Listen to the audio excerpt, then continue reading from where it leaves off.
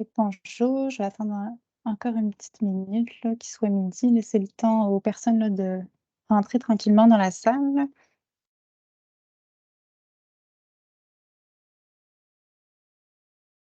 Bon, sans perdre de temps, ben, bonjour à tous. Je suis heureuse de vous accueillir là, au dernier webinaire de la saison du pôle d'expertise et de recherche en santé et bien-être des hommes de Vitam, centre de recherche en santé durable. Aujourd'hui, ça va porter sur la thématique de la santé mentale et le bien-être des camionneurs, donc de l'autogestion aux interventions axées sur l'environnement de travail. Donc, cette activité gratuite est offerte dans le cadre de la mission universitaire du SUS de la capitale nationale et grâce au soutien de son service du transfert de connaissances et du rayonnement.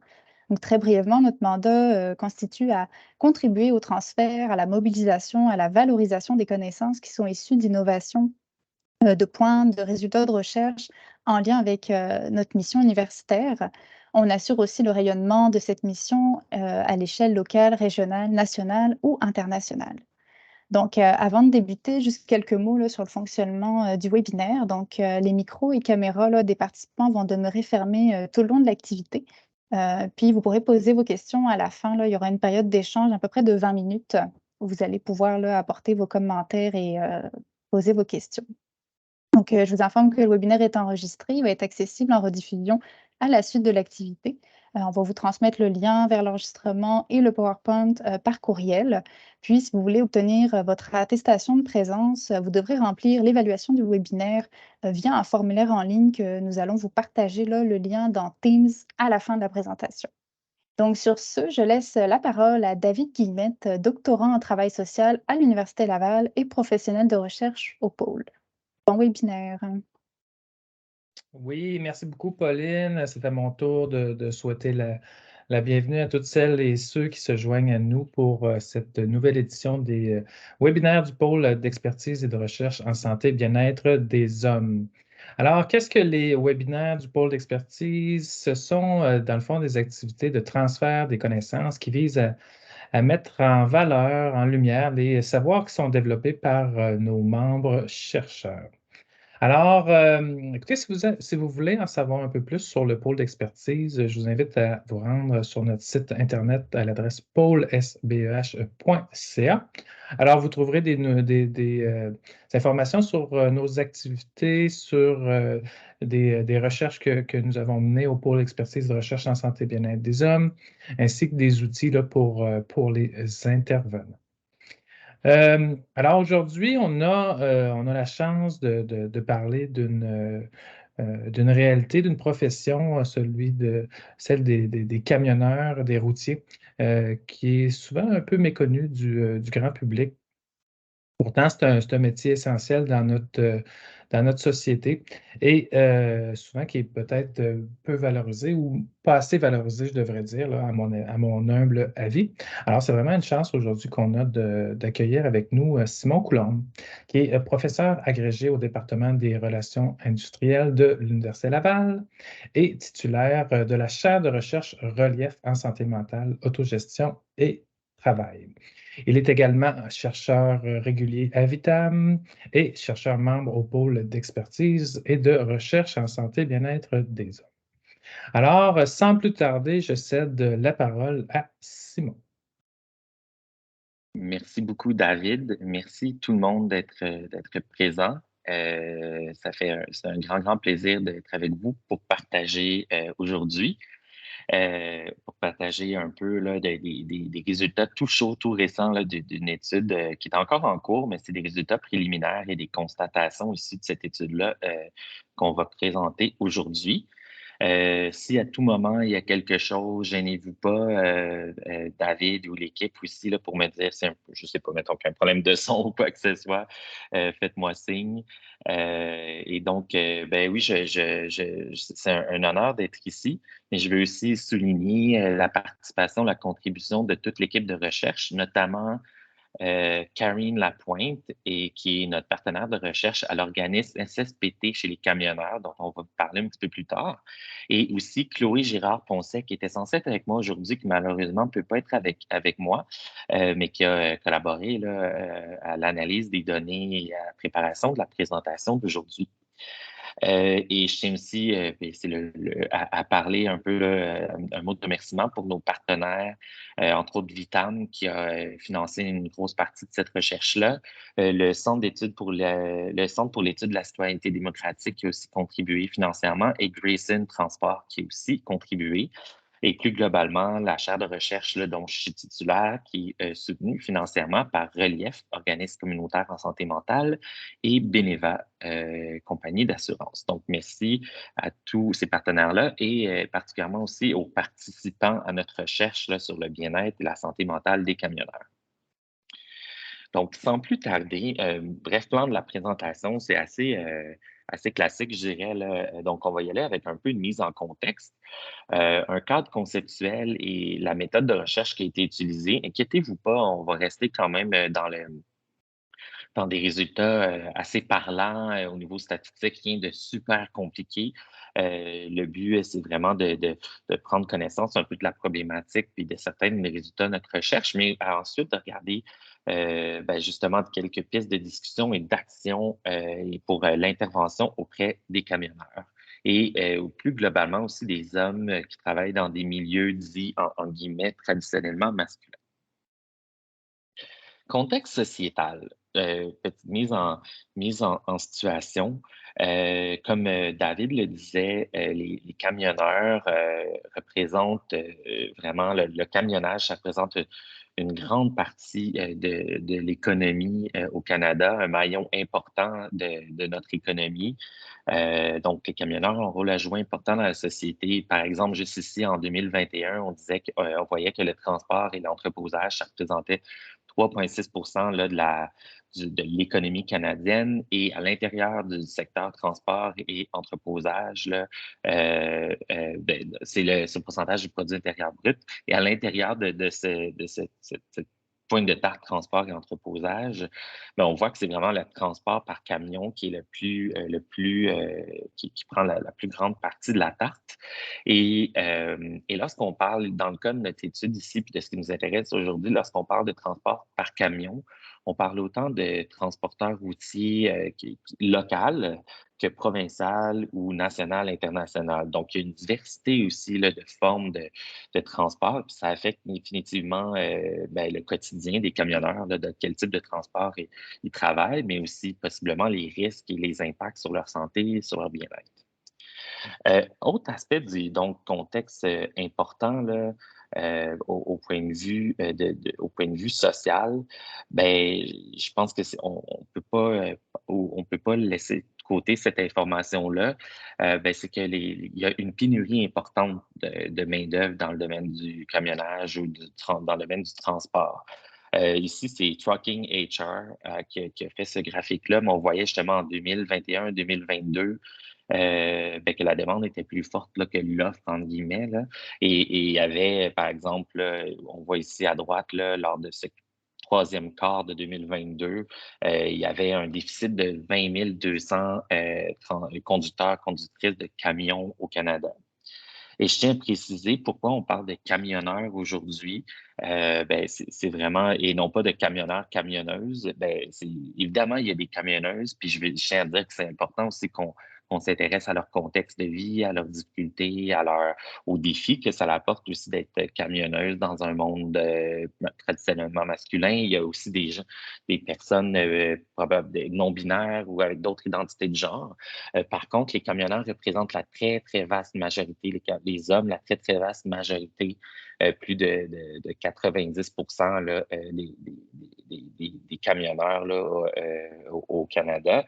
Et dans le cadre là, des travaux du pôle, ça fait du sens là, de s'intéresser particulièrement à leur réalité, d'autant plus que c'est une réalité à laquelle on pense trop peu souvent et qu'on connaît trop peu. Et on va y revenir un petit peu plus tard là, sur les manques là, dans les connaissances.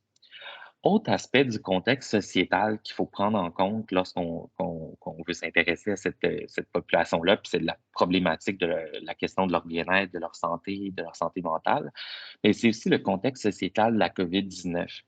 Notamment, ici, c'est quelques découpures virtuelles là, de journaux. On voit à gauche, entre autres, ben, les camionneurs ont joué un rôle important pour que l'économie puisse continuer à rouler puis qu'on soit approvisionné en termes de biens essentiels. Un camionneur qui disait là, ici, Alberta, j'ai l'impression d'être parti au front pendant la pandémie de la COVID-19.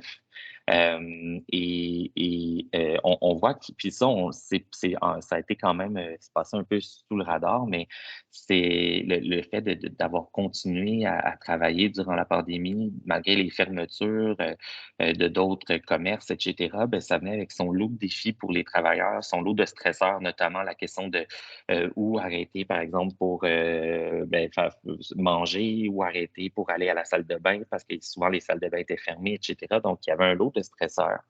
En plus de la question de la vaccination aux frontières qui est venue aussi créer un débat. Et bien sûr, là, il y a eu par après, là, si je me rappelle bien, à peu près au début de l'hiver 2022, le convoi des camionneurs, là, les protestations qui ont été faites par des camionneurs et dans différentes villes au pays, notamment Ottawa, qui est aussi venu quand même affecter les camionneurs. Donc, puis c'est intéressant de voir que c'est pas tous les camionneurs qui avaient la même vision. Par exemple, certains camionneurs disaient que ça négligeait les vrais enjeux, les vrais problèmes vécus par les camionneurs. D'autres disaient, ben, les camionneurs, ben, nous, on se sent délaissés par la société, on ne se sent pas assez valorisé. L'utilisation du camion, il y a un article intéressant dans la presse là, qui était comme vu comme un symbole un peu là, d'occupation, etc. Donc, c'est un sujet, puis je ne veux pas rentrer trop dans le détail, dans les aspects politiques aujourd'hui, mais c'est quand même un sujet là, qui a été polarisant. Et ça, effectivement, ça a pu aussi affecter la santé mentale, le bien-être des camionneurs et de par la façon dont la société a pu peut-être là, les percevoir différemment suite à ces événements-là. Donc, c'est vraiment des facteurs aussi à considérer. En ce qui concerne la littérature scientifique, il existe, je m'intéresse beaucoup à la santé au travail, plutôt la santé mentale, mais de façon plus globale, vous ne serez pas surprise de voir que de savoir que dans la littérature scientifique, il existe une panoplie d'écrits sur quels sont des risques à la santé dans les milieux de travail auprès de différentes populations. Malheureusement, la majorité des études sur ces sujets-là, risques à la santé mentale au travail, portent surtout sur des milieux, par exemple, dans du travail de bureau, par exemple. On en sait un peu moins sur des milieux qui sont peut-être moins traditionnellement étudiés, notamment le milieu du transport. Donc, il n'y a quand même pas des tonnes d'études disponibles dans la littérature scientifique. Malgré que Guest et collègues, en 2020, ont fait une revue systématique. Donc, ils ont fait ressortir les résultats de plein d'autres études qui ont amalgamé ensemble dans un article scientifique. Et la majorité de ces études-là, par ailleurs, étaient internationales. Il y avait pas, il y avait, je pense, une seule étude qui avait été menée au Canada dans leur revue scientifique de la littérature. Et globalement, ce qui ressortait quand même, c'était que selon les études antérieures, il y avait vraiment un fort niveau un niveau assez élevé d'évidence, suggérant un portrait plutôt négatif là, de la santé des camionneurs en termes de risques, par exemple, des comportements pouvant nuire à la santé, l'inactivité physique, la sédentarité, consommation de nourriture plus ou moins saine, consommation d'alcool, fumer la cigarette, plusieurs en situation d'obésité et de risques cardiovasculaires, hypertension, taux élevé de cholestérol dans le sang, de glucose. Et au niveau de la santé mentale, des défis là, à la santé mentale, là, caractérisés entre autres par c'est un risque là, de dépression, d'anxiété, notamment lié à l'isolement, loin de la famille, loin des proches, là, dépendamment du type de transport qui est effectué. Ça peut être le cas pour plusieurs là, qui doivent vivre à l'extérieur de la maison lors de longs trajets en transport. Par contre, lorsqu'on regarde la littérature scientifique, on se rend compte que la situation au Québec par rapport à la santé mentale des camionneurs, on en sait très peu. Il y a peu d'études récentes sur le sujet. Il y a aussi peu d'études qui regardent des facteurs possibles de résilience. Donc, est-ce qu'il y a des facteurs de protection, des leviers positifs sur lesquels on pourrait agir, sur lesquels on pourrait miser aussi dans les interventions? Et lié à ça, là, on ne sait pas, est-ce que les camionneurs vivent un certain niveau de bien-être? On sait qu'il y a certains défis de santé mentale selon les études à l'international, mais qu'en est-il du bien-être au travail, par exemple, là, ces aspects-là, donc la santé mentale plus positive, qui ont été peu étudiés dans le passé. Donc, nous, c'est il y a 1 an et demi qu'on a entrepris ce projet de recherche-là, qui est un projet de recherche empirique. Donc, le but était de justement mieux comprendre le bien-être des camionneuses et des camionneurs. Mais comme je l'ai dit, c'est majoritairement des camionneurs et aujourd'hui, je me centre sur les camionneurs précisément. Le but est de vraiment mieux comprendre les facteurs de risque et de protection, puis aussi d'identifier les avenues d'intervention. Je tiens à remercier notre partenaire principal qui est SSPT chez les camionneurs. En fait, l'idée de faire cette recherche-là est venue de cet organisme à but non lucratif-là. Vous voyez ici Patrick et Karine, qui sont les deux fondateurs de SSPT chez les camionneurs. C'est un organisme qui a été créé en 2017. Il y a leur site Internet en bas si ça vous intéresse. Et d'ailleurs, on va vous envoyer, suite au webinaire, on va vous envoyer les diapositives là, en format PDF. Donc, vous aurez les informations si vous voulez aller sur le site. Et en fait, la petite histoire, et je vais faire vite, là, mais c'est que Patrick est camionneur et Patrick a vécu un accident de travail qui a causé un stress post-traumatique et qui a chamboulé la vie de Patrick et la vie de Karine, sa conjointe. Et voyant qu'il y avait peu de soutien en santé mentale disponible pour les camionneurs qui vivaient des symptômes de stress post-traumatique, donc SSPT, l'organisme a été créé. Et maintenant, l'organisme offre un service de pairs aidants, notamment aussi pour essayer d'identifier les camionneurs qui ont vécu des accidents, des incidents susceptibles d'être associés à des symptômes de SSPT. Puis il y a aussi un service de psychoéducation en contexte post-accident qui est offert par l'organisme. Au-delà du travail spécifique sur le SSPT, l'organisme tenait aussi à mieux comprendre plus globalement les facteurs de bien-être et de santé mentale en jeu là, dans le métier de camionneur. C'est pour ça que Karine a contacté l'équipe de recherche là, pour qu'on mène cette étude-là. Il y a aussi d'autres chercheurs qui font partie de l'étude, notamment Yannick Dufresne, qui est professeur à l'Université Laval en sciences politiques. Cadre conceptuel. Donc, de notre étude, on a eu, donc, comme je disais, un financement de Vitam principalement pour mener cette étude-là, qui se veut une première étude là, en contexte québécois, une étude récente sur le sujet. Éventuellement, on aimerait l'élargir aussi pour aller vers le contexte canadien, pour prendre en compte plus globalement la population canadienne et la diversité aussi des camionneurs à travers le Canada. Et le cadre conceptuel, dans les travaux que je mène dans la chaire de recherche, j'aime bien utiliser ce cadre conceptuel-là dans lequel on voit la santé, mais ça pourrait s'appliquer aussi à la santé physique, mais ici la santé mentale comme étant plus que la simple absence de difficultés ou de maladies, de troubles de santé mentale. Donc oui, la santé mentale, c'est idéalement ne pas vivre de symptômes de burn-out, de dépression, d'anxiété, mais c'est plus que ça, c'est aussi vivre des manifestations positives de bien-être ou de santé psychologique, comme sentir que notre vie est satisfaisante, que notre travail a un sens, qu'on est intégré dans la société, valorisé, reconnu socialement. Donc, ces deux pôles-là, si je peux dire, justement, en fait, c'est pas des pôles de même continuum, c'est des choses qui existent un peu indépendamment. Donc, on peut vivre certaines difficultés de santé mentale, avoir été diagnostiqué avec une dépression, mais quand même trouver un certain sens à notre travail à l'occasion ou être satisfait de notre travail. Donc, il faut aller regarder un peu ces deux aspects-là si on veut une compréhension globale du bien-être et de la santé mentale des camionneurs.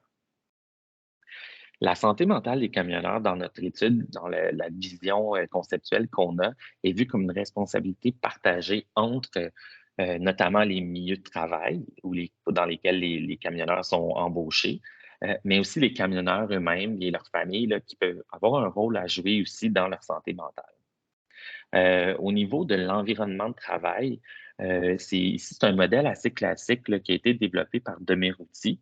L'image est un peu complexe, là, mais inquiétez-vous pas, c'est assez simple.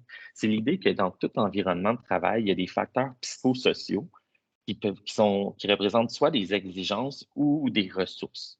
Les exigences peuvent être mentales, elles peuvent être émotionnelles, physiques, donc la charge de travail physique, le temps de travail qui peut être fatigant, le stress au niveau émotionnel, au niveau cognitif, etc. Ce sont toutes des exigences qui ont été démontrées dans les travaux scientifiques en général comme étant associées à un risque à la santé mentale, un risque par exemple d'épuisement, de dépression, d'anxiété, etc.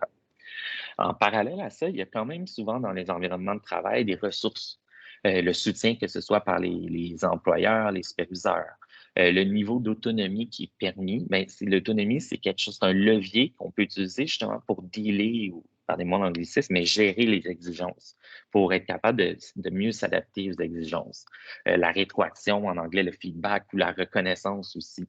Donc, les ressources, ça peut aider à faire face aux exigences, puis ça peut aussi réduire donc l'impact négatif des exigences sur la santé mentale. Donc, c'est dans cet esprit-là que dans l'étude, on est allé voir ici, vous allez voir des facteurs qui sont dans l'environnement de travail puis qui peuvent mettre à risque, mais aussi certains facteurs de résilience, des ressources que les camionneurs peuvent mobiliser dans leur environnement de travail et qui favorisent leur bien-être, leur santé mentale. On sait, puis c'est le même modèle à gauche, mais on sait que selon l'étude là, dont j'ai parlé plus tôt, qui a été faite à l'international, chez les camionneurs, il y a quand même plusieurs facteurs de risque en termes d'exigence, selon les études antérieures. Les longues heures de travail, les pressions temporelles vraiment énormes d'aller plus vite, de toujours en faire plus et d'aller d'un endroit à un autre, puis il ne faut pas avoir de retard, etc., malgré le trafic. Les horaires atypiques et réguliers, l'isolement chronique chez les travailleurs, chez les camionneurs qui font de plus longues distances, par exemple, qui sont plus éloignés de leur famille de façon régulière. Donc, c'est des facteurs de risque là, qui sont susceptibles d'impacter la santé mentale des camionneurs québécois. Par contre, ça n'avait pas été beaucoup étudié, donc nous, on a la chance d'aller examiner ces facteurs-là. Donc, je vous ai parlé de l'environnement comme étant important, mais il y a aussi ce que les personnes peuvent faire elles-mêmes pour leur santé, que j'utilise, moi, le concept d'autogestion. L'autogestion, on en fait tous et toutes au quotidien. Si je vous demande, vous, qu'est-ce que vous faites au quotidien pour essayer de prendre soin de votre bien-être, de votre santé, même physique ou mentale, et vous faites probablement des petites choses. Aller faire du sport, aller prendre des marches, prendre soin d'un animal, etc. Mais l'autogestion, c'est toutes des actions que les personnes peuvent mettre en place au quotidien pour soit prévenir ou gérer des symptômes de difficultés de santé, prévenir les rechutes si c'est une personne qui vit avec un trouble plus chronique aussi, et optimiser le bien-être de façon plus globale, le bien-être positif, justement. Le concept d'autogestion, au départ, a été beaucoup utilisé dans le contexte de maladies physiques chroniques. Par contre, ce qu'on se rend compte, c'est que l'autogestion, bien, c'est peut être aussi fait de manière préventive. Puis ça s'applique aussi en santé mentale de plus en plus dans les travaux scientifiques. Ce qu'on voit, c'est qu'en plus, par exemple, des traitements efficaces pour la dépression, etc., bien, souvent en complément, bien, l'approche de l'autogestion peut être intéressante pour redonner du pouvoir à la personne, en fait, que la personne prenne du pouvoir sur sa vie en y allant plus, en reconnaissant beaucoup son savoir expérientiel. Dans le fond, ses connaissances d'elle-même, de qu'est-ce qui est important pour elle, qu'est-ce qui peut fonctionner pour elle. Et on voit dans plusieurs études en santé mentale, de plus en plus, ça c'est une réduction des symptômes, un sentiment d'auto-efficacité, un sentiment d'espoir et de bien-être plus global. Donc, cette idée-là que les camionneurs peuvent aussi faire des choses pour prendre soin de leur santé, ben c'est non négligeable. Il faut vraiment, on veut voir ça comme une responsabilité partagée, la santé mentale, les bien-être des camionneurs dans notre étude. Et de façon plus globale, j'amène à juste réfléchir, à juste voir un peu un modèle même un peu plus global, et on va y revenir un petit peu plus tard. Ben, c'est que oui, il y a l'autogestion de la santé, qu'est-ce que les travailleurs au centre de ce modèle-là peuvent faire. Il y a leur environnement de travail qui entre en jeu. Mais il y a aussi tout plein d'autres facteurs, des couches plus externes, comme les lois, les politiques, les valeurs sociales. Mais entre autres, les lois en matière de transportation, les réglementations, ben, peuvent par ricochet influencer l'environnement de travail et la capacité d'autogestion des travailleurs. Donc, on essaie d'adopter une perspective un peu que je dirais systémique ou écologique, puis de voir les différents niveaux. Bien sûr, en tant que ça dépend de votre genre, votre travail, etc. En tant qu'intervenant, intervenante, on n'agit pas nécessairement à tous ces niveaux-là, mais c'est bien de se rappeler que nos interventions font partie d'un système plus large et on va le voir dans la méthode de l'étude qu'on a faite, là, qu'il y a, dans les résultats, qu'il y a des facteurs à différents niveaux qui sont liés à la santé mentale des camionneurs. En termes de méthode scientifique, donc, je ne vais pas passer trop de temps. C'était un questionnaire d'environ 15 minutes qu'on a fait passer à des camionneurs. On est allé dans des événements pour camionneurs, des festivals, entre autres, à l'été 2022. C'était le meilleur moyen qu'on a trouvé là, pour les rejoindre rapidement et parce que vraiment, c'est toute une culture quand même, là, le monde du transport, du camionnage. Il y a quand même un rapport de confiance à établir, donc de pouvoir être en personne, de parler aux gens et d'être accompagné par Karine et Patrick et leur équipe de SSPT. Ça a vraiment été central dans la réussite du projet. Et la collecte est encore en cours. Donc aujourd'hui, je vous montre des résultats préliminaires, mais on veut bonifier l'échantillon aussi en allant dans les milieux de travail dans les prochains mois et possiblement d'autres festivals aussi. Donc, aujourd'hui, c'est basé sur 127 participants. Donc, je vous invite à prendre là, les résultats, pas nécessairement, pas comme un grain de sel. Je pense quand même qu'on apprend des choses de ces 127 participants-là, mais ça reste des éléments à confirmer, des pistes là, à explorer davantage. Mais par contre, au niveau conceptuel, au niveau de la réflexion, je pense aussi que déjà, ces résultats-là nous éclairent déjà pas mal. 127 participants, je ne vais pas passer trop de temps. Donc, c'est les participants hommes et la majorité étaient employés d'une entreprise et non à leur compte, malgré qu'il y en avait à leur compte. 50 travaillaient pour des entreprises, à peu près 50 de moins de 25 employés. En termes de type de transport local, courte, longue distance, c'était assez partagé là, entre 23 à 35 pour chaque type. Et il y a des personnes, ça ne fait pas 100 parce qu'il y a des personnes qui faisaient plusieurs types, là, qui mélangeaient les types. La charge de travail, déjà ici, on voit en moyenne, les participants nous ont rapporté, ça c'est la moyenne, travailler 62 heures par semaine. C'est énorme, là, c'est quasiment 2 fois la semaine de travail de 35 heures que plusieurs faisons. Et c'est une moyenne, donc il y en avait que c'était plus que ça, évidemment. La plupart de notre échantillon était né au Canada. Donc, ça aussi, c'est quelque chose à prendre en compte dans le futur. Dans certaines provinces, puis même ici, il y a de plus en plus de travailleurs nés à l'extérieur du Canada qui sont recrutés pour être camionneurs. Donc, à prendre en compte aussi dans les futures recherches. La majorité était en couple. Et quand même, une bonne proportion avait des enfants là, en âge là, d'avoir des enfants de moins de 18 ans. On a utilisé plusieurs questionnaires, je ne vous les nommerai pas tous, mais c'est des questionnaires, que ce soit des questionnaires de santé mentale, de bien-être, des questionnaires liés aux perceptions, justement, des facteurs psychosociaux de l'environnement de travail.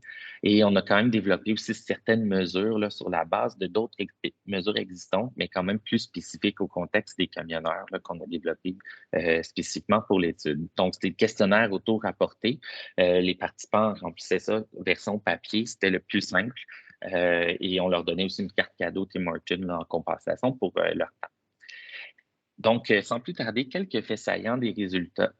Déjà, avec un indicateur, là, un screener, pardonnez-moi l'anglicisme, qui permet de voir le niveau d'anxiété et de dépression des participants. Il y en avait, selon ce screener-là, ce test-là, 19 qui vivraient un niveau d'anxiété au-delà d'un seuil clinique et 13 un niveau de dépression au-delà d'un seuil clinique. Il n'y a pas de chiffre comparable avec ce même indicateur-là.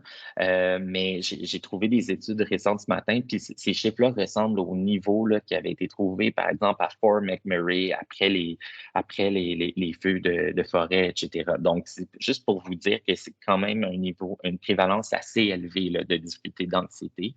Ça ressemble aussi au niveau qu'il y a eu pendant la pandémie, au plus fort de la pandémie là, au Québec dans la population. Et lorsqu'on prend ensemble les indicateurs d'anxiété et dépression, ça fait un indicateur de détresse. Et on voit qu'il y en a là, il y en a un petit peu plus d'un tiers là, pour qui il y a une détresse soit de légère à sévère.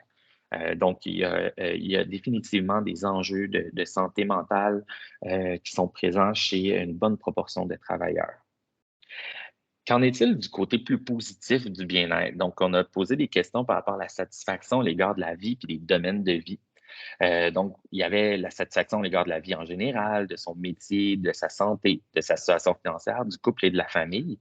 Et plus c'est proche de 1 là-bas, plus la moyenne de l'échantillon percevait positivement là, que ça allait bien, que c'était à son meilleur, leur vie.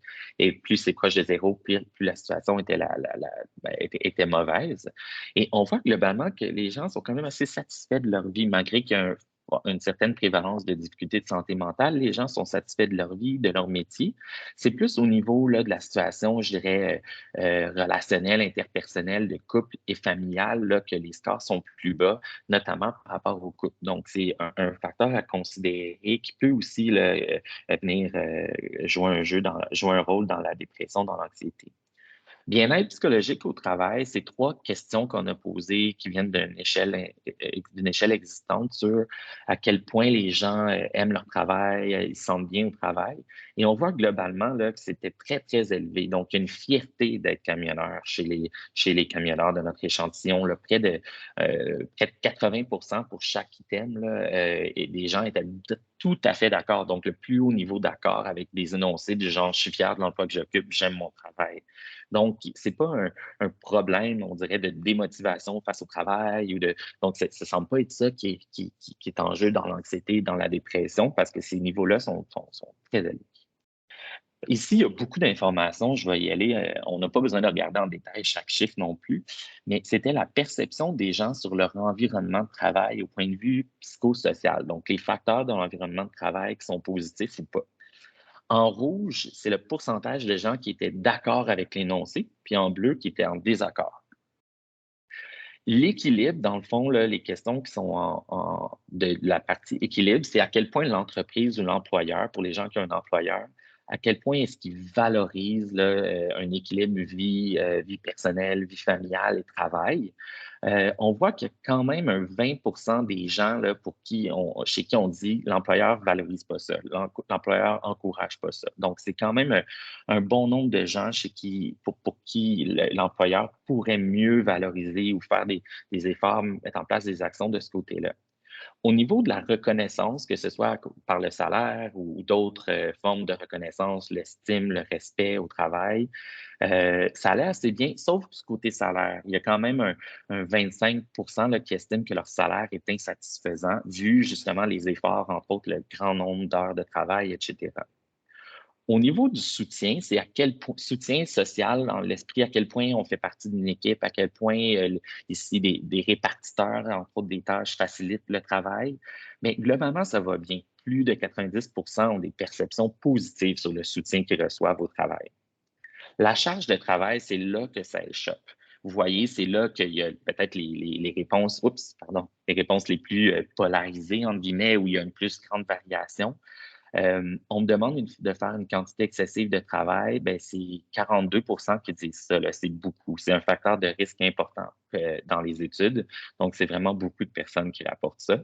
Je trouve mon travail émotionnellement exigeant. Ça, je ne l'avais pas vu venir, moi, personnellement, mais quand même 60 ou presque là, qui trouvent leur travail émotionnellement exigeant, possiblement en raison du stress. Finalement, au niveau de l'autonomie dans le travail, qui peut être une ressource, mais on voit que c'est quand même une ressource pour un certain nombre de participants. Ça va assez bien pour les participants en rouge. Mais par contre, il y a quand même un 20 qui trouvent qu'ils n'ont pas tant de liberté au niveau de leur horaire de travail. Bon, peut-être qu'il y a plein de monde là aussi dans plein de domaines pour qui c'est le cas, vous me direz, là, mais c'est quand même un facteur, là, une ressource en moins pour ces personnes-là. On a aussi été voir un peu plus précisément les stresseurs du travail. On a créé une liste là, qu'on a développée de stresseurs potentiels. On a demandé aux gens à quel point ça a été une source de stress pour vous dans le dernier mois, dans les 12 derniers mois, pardon, la dernière année. Et ce qu'on se rend compte, là, c'est que plus le score est élevé, plus c'est proche de 3, donc ça allait entre 0 et 3, bien, plus ça a été un stresseur fréquent ou important qui a affecté la personne.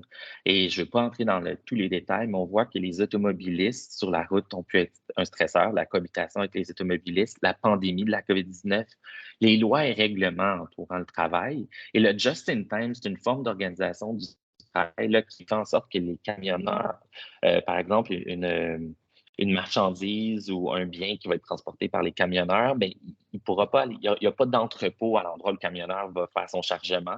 Donc, il faut que le camionneur arrive au bon moment parce que sinon, ça va poser problème dans la chaîne, etc. Et je ne suis pas un expert du just-in-time, mais c'est ce que j'en comprends. Donc, c'est quand même des facteurs de stress importants.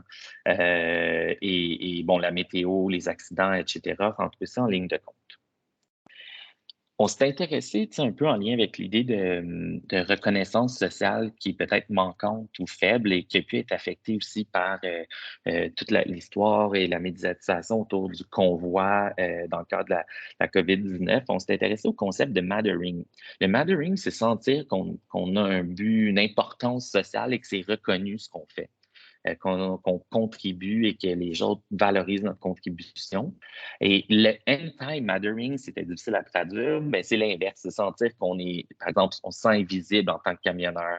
On sent qu'on est traité de façon insignifiante, que les gens, qu'on compte pas aux yeux de la population. Et il y avait aussi une question sur des préjugés négatifs. Les camionneurs sont la cible de préjugés négatifs.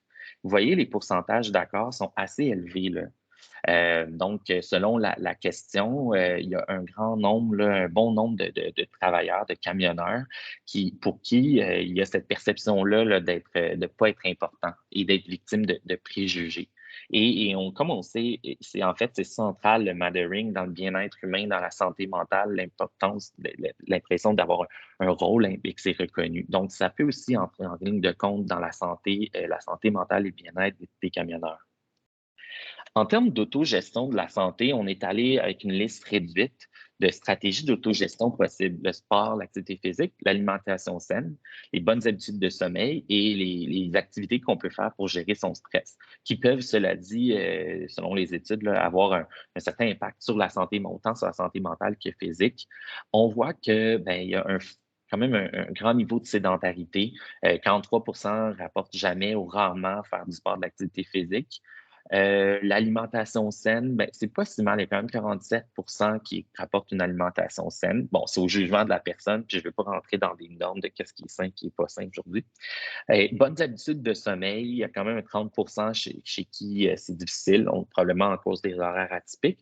Et la gestion du stress, il y a quand même à peu près un 30% là, pour qui c'est rarement mis en place des stratégies, des moyens de gestion du stress. Donc, autant il y a des choses qui semblent être faites, chez certaines personnes, mais autant il y a du travail qui peut être fait aussi pour mobiliser davantage certaines stratégies d'autogestion et permettre d'être créatif autour de la façon d'intégrer ces stratégies-là ou les moyens de le faire dans un contexte de travail qui est peut-être un peu plus atypique. On a aussi demandé aux gens, est-ce que vous avez reçu du soutien dans la dernière année, du soutien psychologique pour des difficultés émotionnelles, de dépendance, d'abus de substances, etc.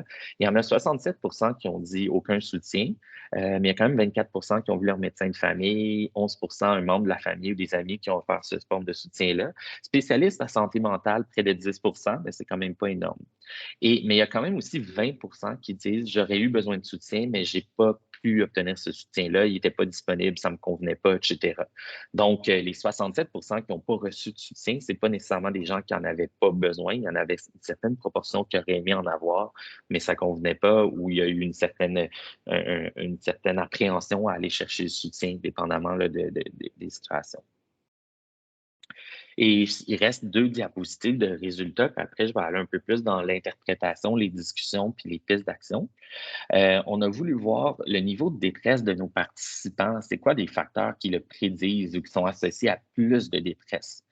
Et ce qui ressort clairement de l'analyse qui a été faite, c'est que les stresseurs plus fréquents au travail, la charge de travail élevée, le sentiment de ne pas être important, le anti-mattering, c'est des facteurs associés à vivre davantage de détresse. Le soutien, par contre, des collègues et des répartiteurs, etc., et mettre en place de meilleures habitudes de sommeil était associé à vivre moins de détresse. À l'inverse, la situation est similaire, mais pas exactement, par rapport à la satisfaction à l'égard de la vie, qui est comme plus du côté de la santé mentale positive.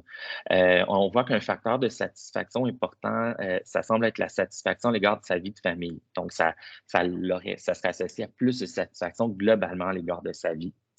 La charge de travail nuirait à la satisfaction à l'égard de la vie, mais recevoir plus de reconnaissance, que ce soit au niveau du salaire, mais au niveau du respect, de l'estime qu'on reçoit au travail serait positif.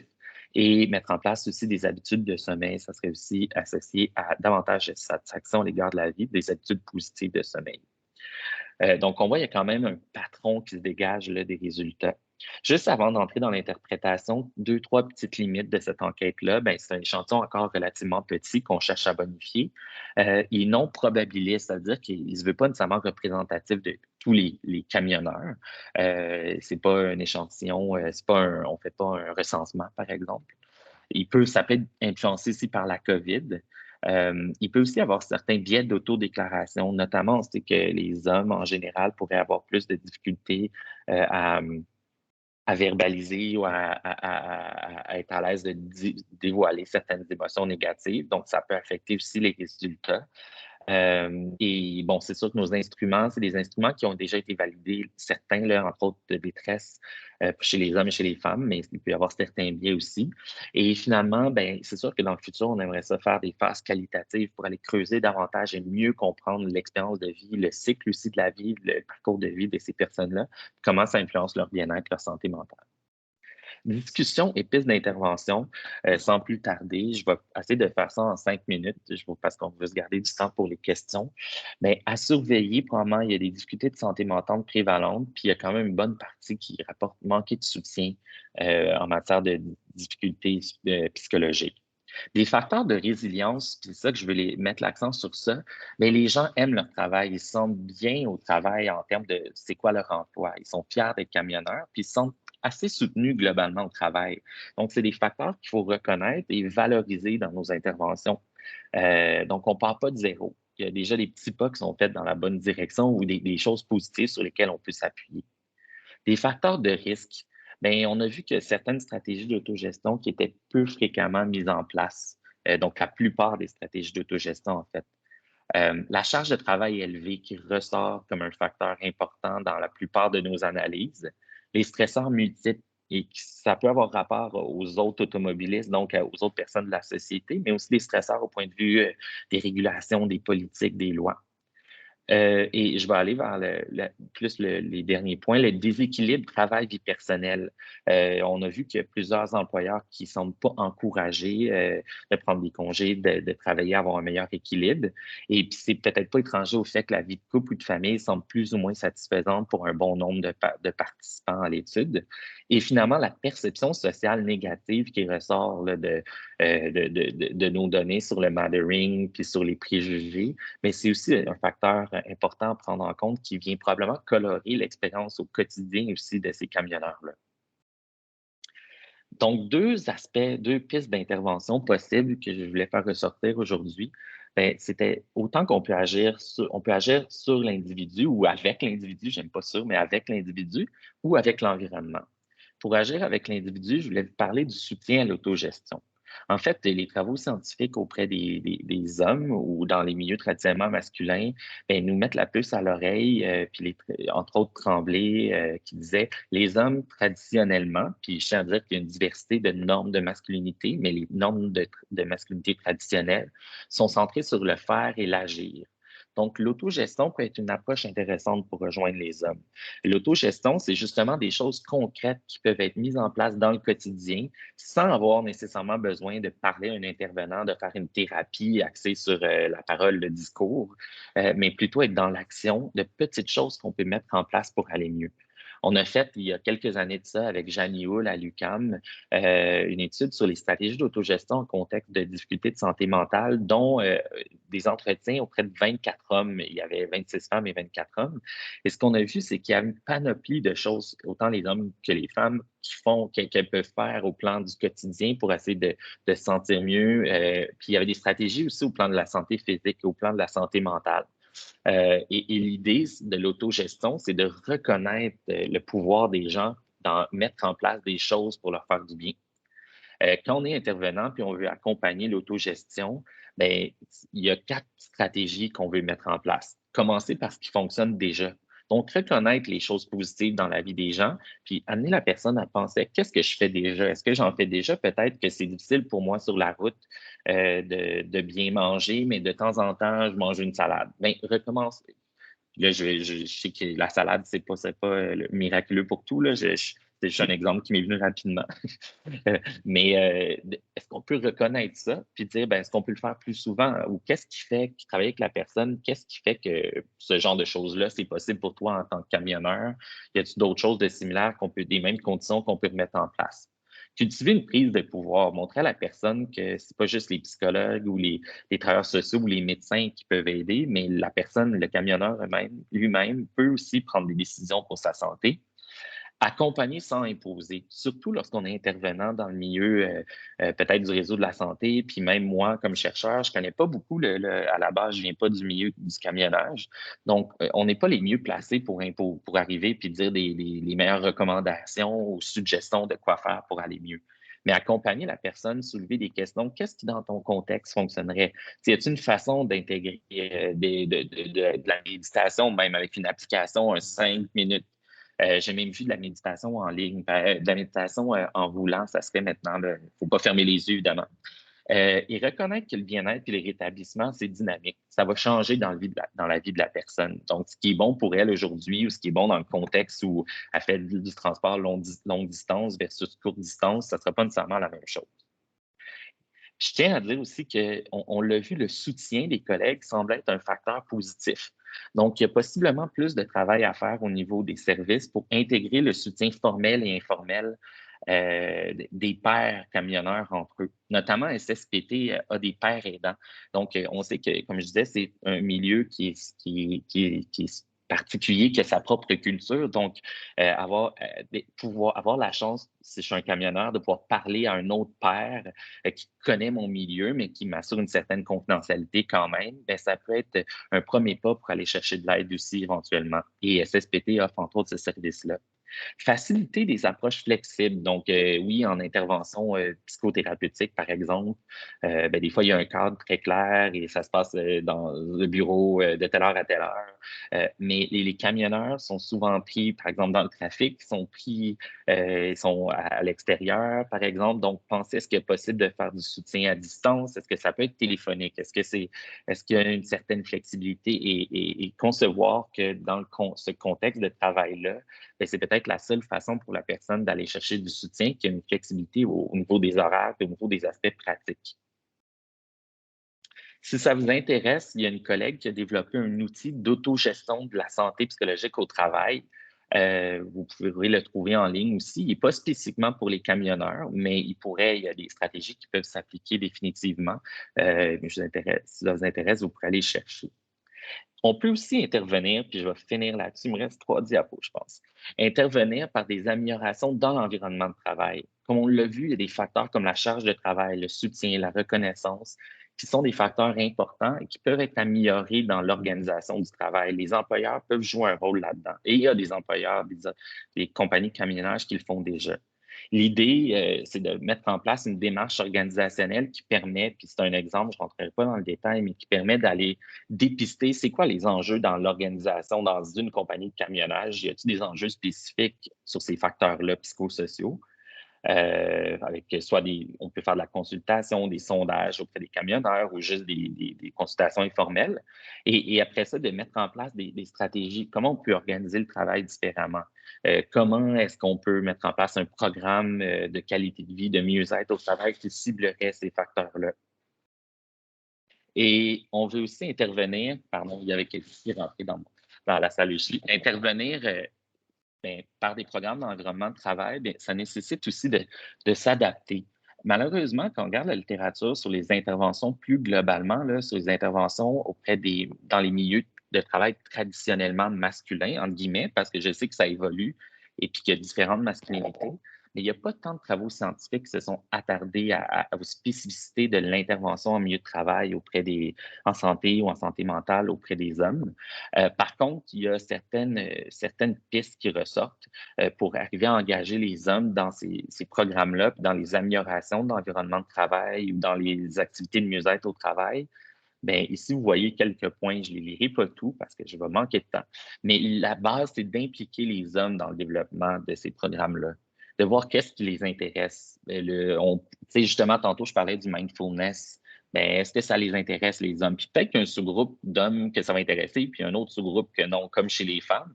Mais reconnaître ça, puis les impliquer dès le départ pour qu'il y ait une adhésion aux solutions qui vont être implantées.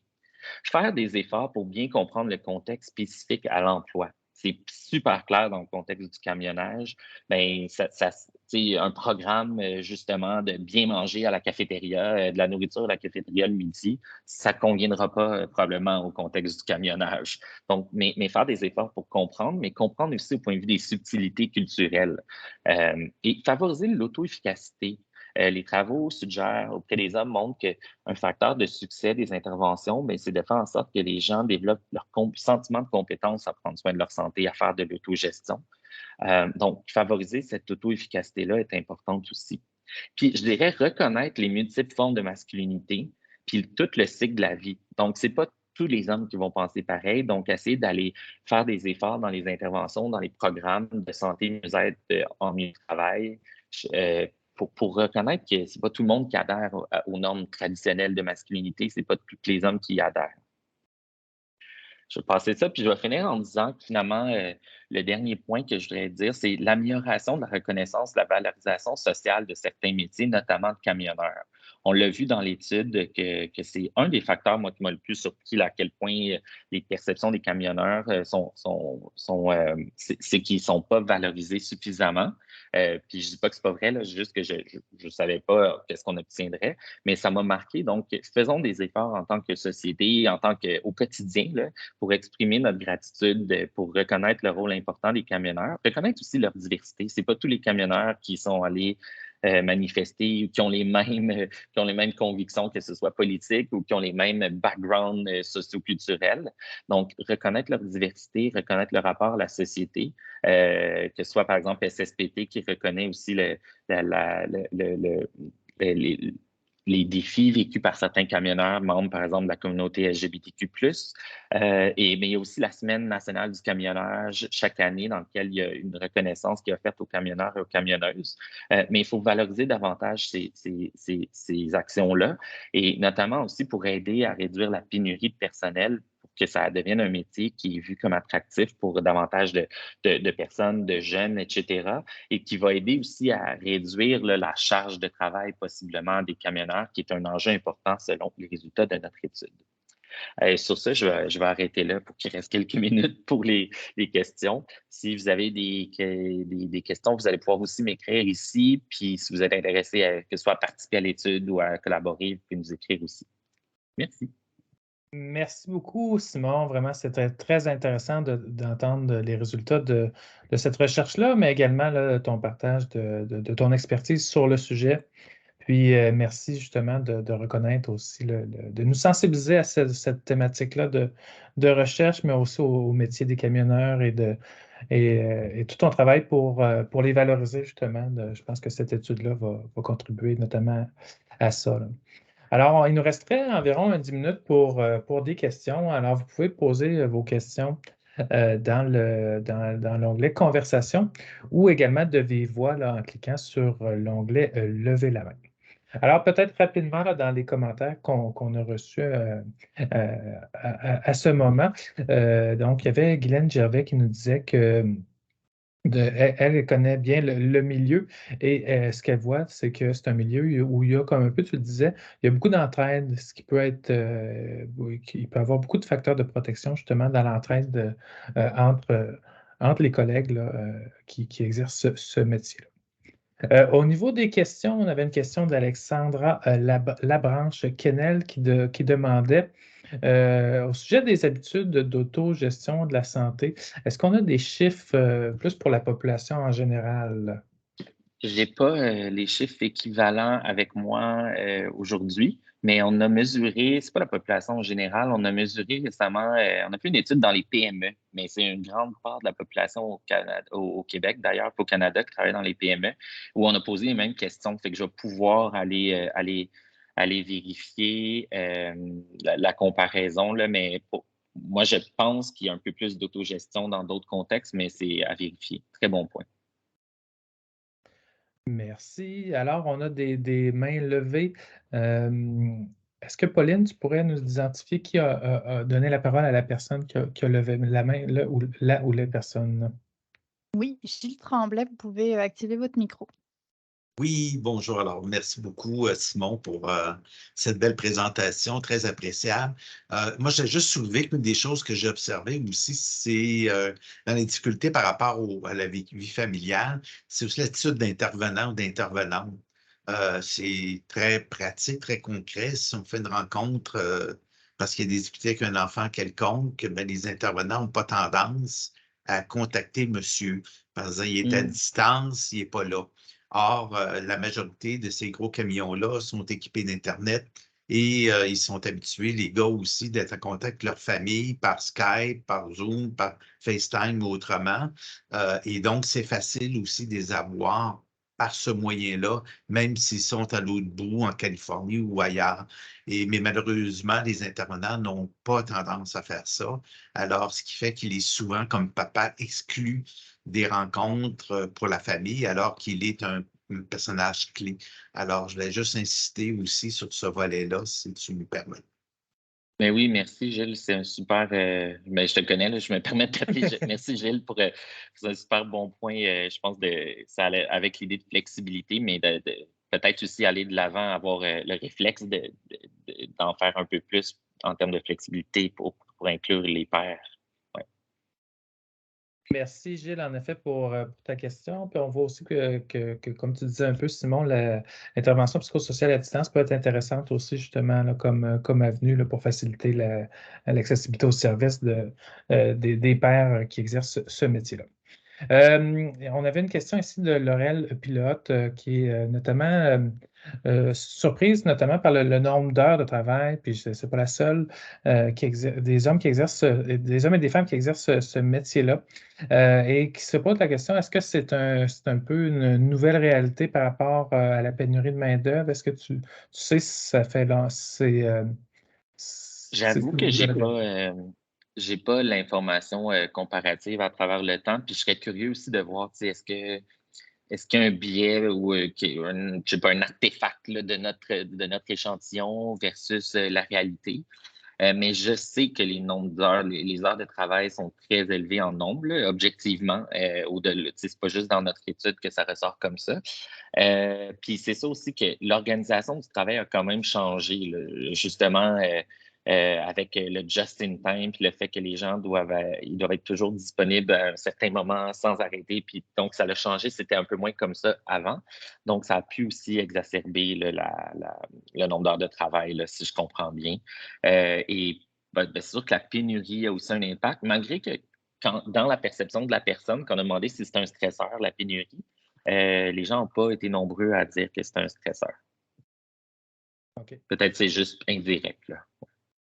Parfait. Merci. Alors, est-ce qu'il y a d'autres questions, d'autres personnes qui aimeraient lever la main? Je regarde dans l'onglet conversation. S'il y a d'autres commentaires que j'ai manqués. Ici, un commentaire de Cécile Bardon. J'ajouterais que ces spécificités du vécu des camionneurs ont un impact également sur l'expérience des accidents de la route.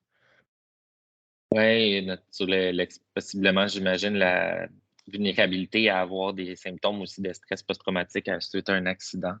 C'est sûr que ces autres facteurs-là peuvent être aggravants et interagir avec l'expérience de l'accident. Je vois aussi qu'il y a des gens, j'ai vu, c'est une bonne idée d'aller présenter nos résultats au centre de formation en transport de Charlesbourg. Ça pourrait être intéressant.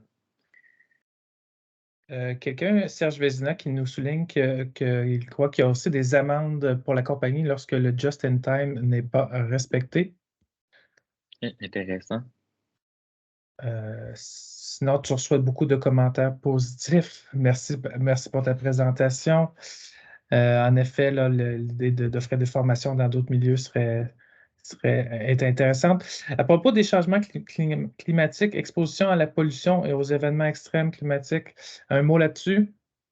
Mais c'est sûr qu'on n'a pas, nous, on a été comme un peu plus axé sur l'aspect santé mentale. Donc, on est moins allé voir sur l'exposition, la pollution, les impacts sur la santé physique. Mais c'est sûr qu'on pourrait croire que les événements extrêmes climatiques comme des feux de forêt, etc., ben, ça pourrait quand même là, être un stresseur, même au point de vue de la santé mentale aussi. Mais on n'est pas allé jusque-là. On avait quand même le défi de faire ce cours, le questionnaire, donc il a fallu qu'on fasse des choix. Mais c'est des super bons points, je pense, pour le futur aussi. Puis je vois Bernard Dumais qui dit retraité camionneur, je crois que l'autogestion sur un projet gagnant.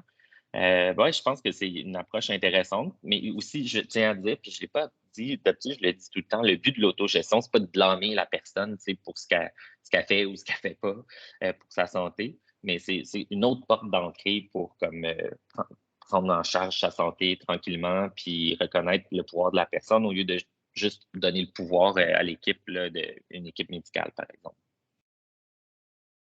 Alors, il nous reste environ 1 minute. On aurait du temps pour une dernière question. Si quelqu'un veut lever la main, prendre la parole, ou sinon dans l'onglet conversation, je vous invite à le faire.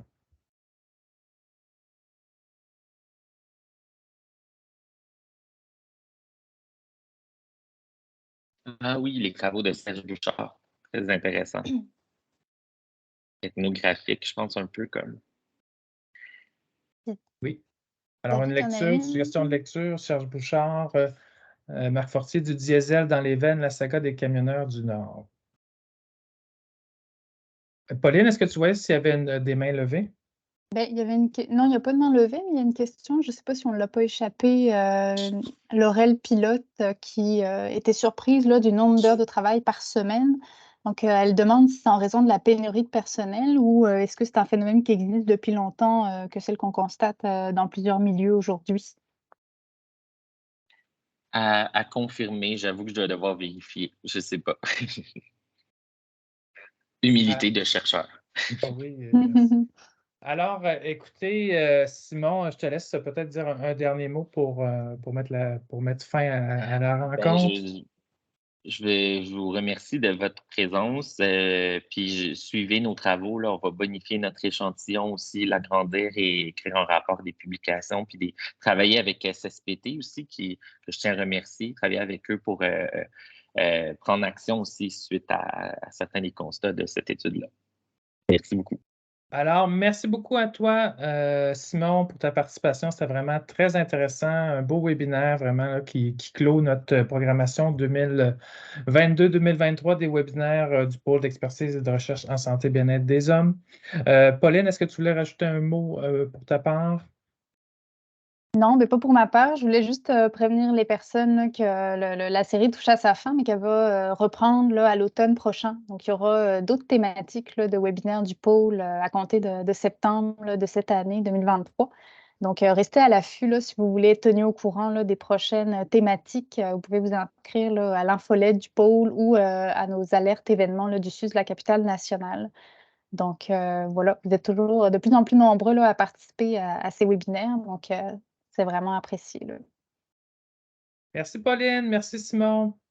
Merci à toutes celles et ceux qui ont participé à la rencontre aujourd'hui. Au plaisir. Bonne fin de journée. Bye bye. Bye bye.